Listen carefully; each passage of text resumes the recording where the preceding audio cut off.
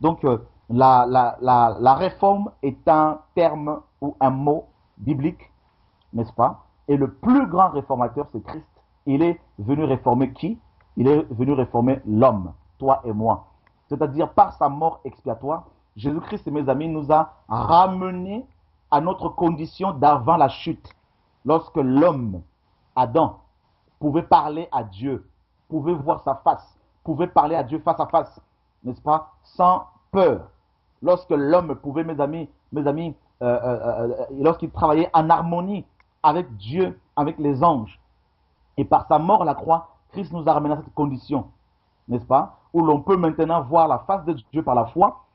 Maintenant, nous savons que cette rédemption totale aura lieu lors de l'enlèvement de l'Église, lors de la résurrection des saints. C'est alors que nous aurons des corps glorieux, glorifiés, selon 1 Corinthiens 15, des corps incorruptibles, des corps qui ne sont plus soumis au péché, à la tentation, mes amis. Que Dieu nous aide, que Dieu nous ouvre les yeux, n'est-ce pas? Donc, il faut que les écailles tombent de nos yeux, que nous soyons des hommes et des femmes affermis, des hommes et des femmes qui savent ce qu'ils veulent, mes amis, qui sont amoureux de la vérité, amoureux du Seigneur. Et croyez-moi, vous savez, Dieu utilise cette radio, comme vous le savez de plus en plus, mes amis, comme un outil pour préparer, pour proclamer la vérité, préparer les saints au retour de Yahushua. Mes amis, nous sommes nous sommes à la fin de temps. Et sachez que l'Église est complètement prise en otage. Beaucoup d'églises sont prises en otage, comme lors de la Deuxième Guerre mondiale, mes amis. Donc, nous sommes sous l'occupation, n'est-ce pas? Alors, il faut des outils pour pouvoir diffuser la vérité librement, afin que les chrétiens chez eux accèdent à la sainte doctrine, à la vérité, qui est de moins en moins annoncée, mes amis, dans nos assemblées, et également dans certains sites qui ont pignon sur rue, des sites qui préfèrent, mes amis, s'allier à l'homme impie, et qui préfèrent avoir un langage politiquement correct pour être financés et protégés par Pharaon, plutôt que de proclamer la vérité dans sa simplicité, car Dieu est amour et il veut sauver son peuple, mais le salut ne peut être possible que en annonçant la vérité, mes amis, car la vérité, c'est elle qui nous a franchis. Voilà. Et comprenez que dans cette radio, on ne veut pas parler d'une dénomination, on ne veut pas mettre n'est-ce pas, en exergue un ministère, un homme, une femme, peu importe. Nous voulons simplement vous partager la vérité, libre à vous de la prendre ou de ne pas la prendre. Et vous ne me verrez jamais derrière vous pour vous prendre la tête, loin de là. Je ne fais que le travail que Dieu m'a confié, et le Seigneur nous a confié ce travail qui n'est pas évident, mais nous voulons, mes amis, le faire humblement, en accord, mes amis, avec la parole, avec le Saint-Esprit, et aussi ensemble avec vous, vous et nous tous ensemble, main dans la main, quel que soit votre appel, quelle que soit votre race, quel que soit votre niveau social, votre niveau intellectuel, on s'en balance, on s'en moque, oui, on s'en fiche. Parce que Dieu, mes amis, ne tient pas compte de race, ne tient pas compte, mes amis, de toutes ces dénominations, tout ça. Je ne suis pas écuméniste, attention, mais Dieu aime son peuple et Dieu veut libérer son peuple. Il y a une seule vérité, la vérité c'est Yahushua, mes amis, et c'est tout. Qu'on ne vous dise pas que l'Église va traverser la grande tribulation. L'Église ne traversera jamais la grande tribulation, mes amis.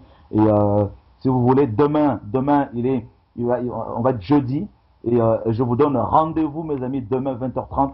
Nous allons parler de cela. Est-ce que l'Église va-t-elle traverser la grande tribulation ou pas? Vous verrez, bibliquement parlant, que c'est pas ça. Et d'ailleurs, mes amis, ce n'est pas ça qui sauve. Ce n'est pas ça qui est salutaire. Que l'Église passe par la grande tribulation ou pas, si tu es dans la sanctification, tu seras sauvé. Donc, le plus important, c'est, on se prend la tête des fois pour rien, mes amis. On se prend la tête pour rien. On s'en fiche, on s'en balance. Le plus important, c'est de marcher dans la sanctification. Vous me direz, mes frères Chorala, quand même, tu vas fort. Oui, mais mes amis, vous savez, nous avons affaire à l'éternité. Ce n'est pas après la mort qu'on va commencer à vouloir discuter, qu'on va commencer à vouloir revenir en arrière, parce que là, c'est fini, n'est-ce pas? C'est maintenant, c'est aujourd'hui, le jour du salut. C'est maintenant qu'il faut réfléchir, c'est maintenant qu'il faut commencer à se remettre en cause, c'est maintenant qu'il faut commencer à réfléchir. Ce n'est pas après la mort, mes amis, car la Bible dit clairement dans Hébreux 9, 27 que il est réservé aux hommes de mourir une seule fois après qu'on vient le jugement. Une seule fois. Il n'y a pas de réincarnation, mes amis. Oh, je vais mourir, je vais me réincarner dans une vache, je vais me réincarner dans une mouche, dans un moustique. Eh bien, mes amis, laissez-moi vous dire, mes amis, la parole est claire. On est appelé à mourir une seule fois après qu'on vient le jugement. Dès ta mort, le jugement est déjà là, prononcé. Dès ta mort, tu sais déjà si tu pars au ciel ou si tu pars, mes amis, en enfer. Donc, les choses sont claires. Et moi, je préfère, mes amis, dire la vérité, obéir au Seigneur, et dénoncer les charlatans, bien sûr, sans pour autant les condamner. On n'est pas là pour condamner qui que ce soit, attention, on n'est pas mieux que quiconque, mais simplement, notre rôle, comme la parole le dit dans Tite 1,9, notre rôle en tant qu'ancien, c'est de réfuter les contradicteurs, c'est-à-dire les hérétiques, c'est de le réfuter. Voilà pourquoi nous demandons souvent, je demande souvent des débats publics avec certains ministères pastoraux. Malheureusement, beaucoup refusent. Comme ici à Montréal, un pasteur, il y a 3 semaines, a annoncé devant son assemblée que l'antéchrist Chora Koto est dans la ville. Je l'ai appelé avec amour pour lui demander un entretien. Il a refusé. Donc, vous voyez bien, mes amis. Donc, si on commence à avoir maintenant peur des hommes, alors qu'on ne fait rien, on ne fait même pas de programme bien comme il faut, on fait simplement des réunions privées. Frère, que Dieu nous garde. Les temps sont compliqués, les temps sont difficiles. Qu'est-ce que nous enseignons? Nous ne condamnons personne. Nous disons simplement aux gens, il y en a assez. Voilà, il y en a assez. Jamais nous ne disons aux gens, quittez vos églises, venez chez nous. Vous ne me verrez jamais dire ça. Et si un des frères qui travaille avec moi vous dit de quitter votre église pour venir chez nous, il faut nous le signaler. Nous ne demandons non plus l'argent aux gens, n'est-ce pas? Nous vivons par la foi. Et si un des anciens vous demande l'argent, il faut nous le dire également. Nous disons quoi? Nous disons simplement, mes amis, Christ est Dieu, Christ est la vérité, Christ est le chemin. Il n'y a pas d'autre vérité que lui. Il n'y a pas d'autre chemin que lui. Oui, vous me direz, mais oui, mais Chora, tu es fondamentaliste. Mes amis, je suis désolé, je ne fais que dire ce que la Bible dit. Si vous voulez casser Chora, dans ce cas-là, il faut enlever la Bible. Parce que Chora ne fait que lire et parler. C'est aussi simple que ça. Voilà. Donc, il faut commencer par enlever les Bibles. Alors, mes amis, la parole est claire. Voyez. Donc, ne suivez pas les hommes. Arrêtons de suivre les hommes. On n'est pas là pour faire des disciples des hommes, des fanatiques, ou encore moins des idolâtres. Nous sommes là pour faire des disciples. Un disciple, c'est celui qui suit le maître, qui est Christ. Il y a un seul maître, n'est-ce pas? Et nous sommes tous ses disciples. Il y a un seul berger, et nous sommes tous, mes amis, ses brebis. Pasteurs, apôtres, docteurs, ceux qui craignent le Seigneur.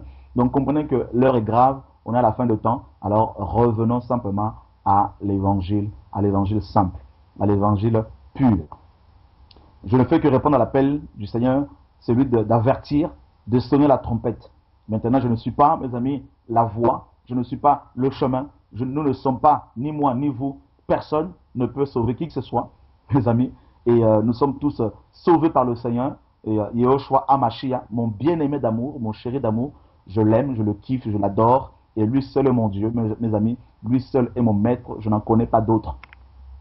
Voilà, je ne veux pas rentrer dans une fédération quelconque, quoique pour collaborer, oui, nous collaborons avec d'autres pasteurs ici et là. Oui, il faut collaborer avec des frères et sœurs comme la parole exige. Mais je ne pense pas que pour avoir une communion avec des frères et sœurs, il faut créer une fédération à la tête de laquelle il va y avoir un président, vice-président, secrétaire, tout ça. Mes amis, ça, c'est une organisation complètement Babylone, complètement, pyramidale. Alors, que Dieu nous garde. Mais bref, pour ne pas trop épiloguer ce soir, je voudrais nous dire que il y a quelques vidéos qui circulent sur le net. Donc que cela ne vous trouble pas parce que c'est ce monsieur qui parle ainsi, je le connais personnellement et je suis prêt à l'aider s'il le veut bien. Je pense que ce soit une suite. Donc j'aimerais simplement lui dire qu'il faudrait qu'il retourne avec sa première femme qu'il a trompée d'abord et répudiée, n'est-ce pas? Donc il faudrait qu'il retourne avec lui. Et deuxièmement, il faudrait qu'il arrête de prêcher. Donc si tu m'entends, mon ami, on se connaît, j'étais déjà chez toi, tu m'as invité il y a 6 ans de cela chez toi pour manger à Toronto. Alors je t'invite à arrêter tes niaiseries, tes inepties, et de retourner avec ta première femme et d'arrêter de tromper les enfants de Dieu. Voilà. Donc la réforme est un mot très biblique et Christ est le plus grand réformateur. Alors la réforme, c'est tout simplement le retour à Dieu. Voilà. Donc on ne réforme pas la parole de Dieu, on ne fait que revenir à l'évangile, à la parole. Et vous ne nous entendez pas toujours parler de réforme. Non, il ne faut pas dire oui, nous sommes à la réforme. Nous sommes dans la réforme. Non, mes amis, nous sommes dans le royaume de Dieu. N'est-ce pas? C'est aussi simple que ça. Nous sommes dans le royaume de Dieu. Oui, nous sommes du royaume de Dieu. Nous sommes de Christ. N'est-ce pas? Nous sommes de Christ. J'insiste, frères. Ne déformez pas le beau message que Dieu nous a confié. D'accord? Si vous ne comprenez pas les choses, posez des questions. Ne déformez pas, s'il vous plaît, l'évangile que Christ nous a confié. Ce n'est pas l'évangile de Chora, ce n'est pas l'évangile de qui que ce soit, c'est l'évangile de Yehoshua, n'est-ce pas? La parole le dit clairement dans le livre de Romains chapitre 1 au verset 16.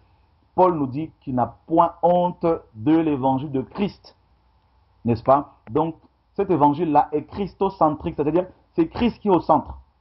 Parce que la parole le dit clairement. D'accord? Donc, je